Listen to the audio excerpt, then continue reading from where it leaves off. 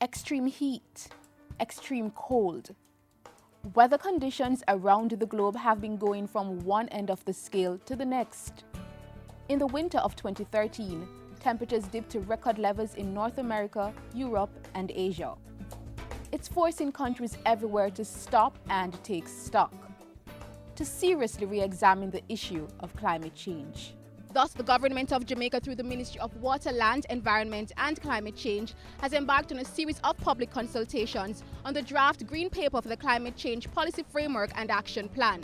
The first of these consultations with residents of St. Mary, St. Anne and Portland.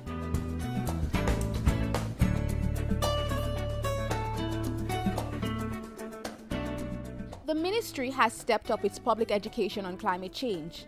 The first step, discussions with members of the public to get feedback on the Climate Change Policy Framework and Action Plan, which was approved by Parliament in November 2013. The discussion began with a simple definition of climate change. Climate change involves distinct changes in measures of climate, lasting for long periods of time, resulting from human activity. So it's not just variation that would be normal, but these are long-term changes, almost permanent changes in the weather over time. We need to get the message out.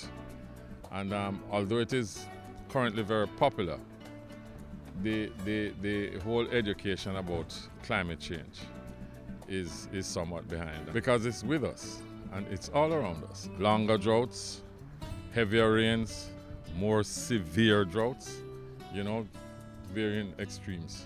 And these extremes can cost the country millions.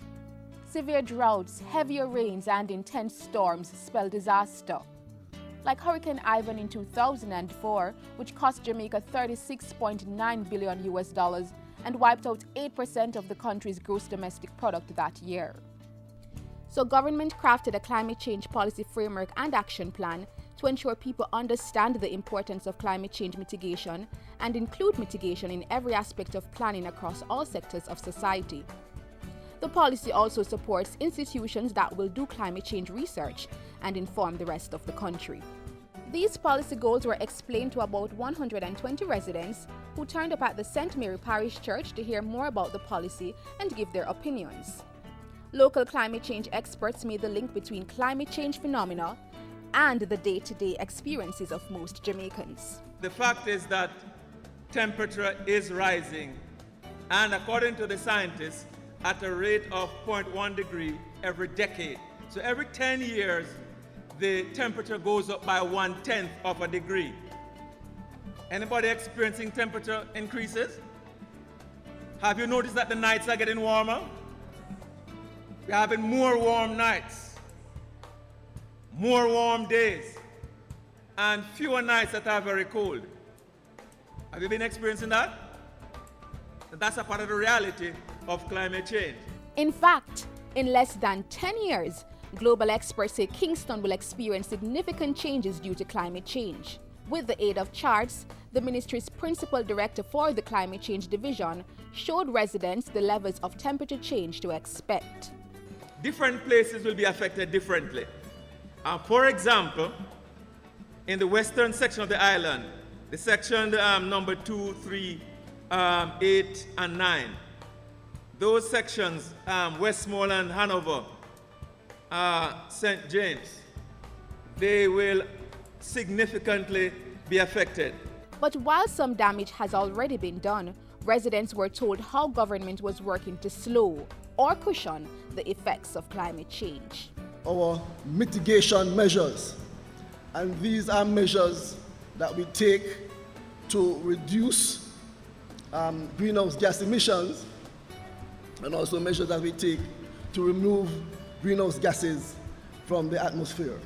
And on the other hand, adaptation measures are used to address the generally accepted inevitable impacts of climate change on the natural and built environment. Practical examples include rainwater harvesting to deal with the effects of drought, raising houses and other buildings to deal with the damaging effects of flooding, and more. These are measures now being used in the development orders for St. Anne and Portland, where local authorities will identify sites for new urban settlements that will lessen their vulnerability to natural hazards, outlawing practices such as building in disaster-prone zones. In the meantime, residents were advised of some basic environmental no-nos.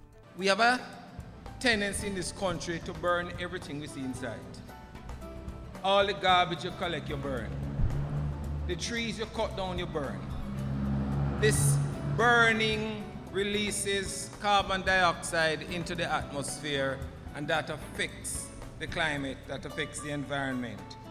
And truly, it was an interactive session with residents voicing concern about environmental issues. We need to be a part of the process. So I'm recommending that you look at not just this mass meeting, but at the parish level, at the community level, where the document can be looked at that level. So we get it beforehand, so we could have gone through it, made some notes, made some comments. Policy framework has been circulated for some time now. It is in parish libraries across Jamaica. It is available electronically on the website of our ministry. The document is with parish councils, the National Association of Parish Development Committees, and through the Best Communities Competition, that network, we're getting it out. So we will do our best effort. I would like to say that I think that the initiative taken by the government is a very good one, because climate change is real and its effects are real, and it affects all of us, whether directly or indirectly. I think that the media outlets should play a more prominent role in helping to disseminate information to the public. And I think that they should try to convey the message like in layman's terms more, because a lot of people may not understand the big words and the terms that you may use. So I feel that you should do that more. A point duly noted and welcomed by Minister of Water, Land, Environment and Climate Change Robert Pickersgill, who promised to simplify the issues. Still, the residents felt good about the discussions. Very informative. I believe this is a good initiative by the government in combating climate change in Jamaica. This is a growing concern in our country and will affect our children to come. I would just like to applaud the chairman whoever is here today, who have been informing us about climate change, as some people are not aware of some of the things discussed about climate change.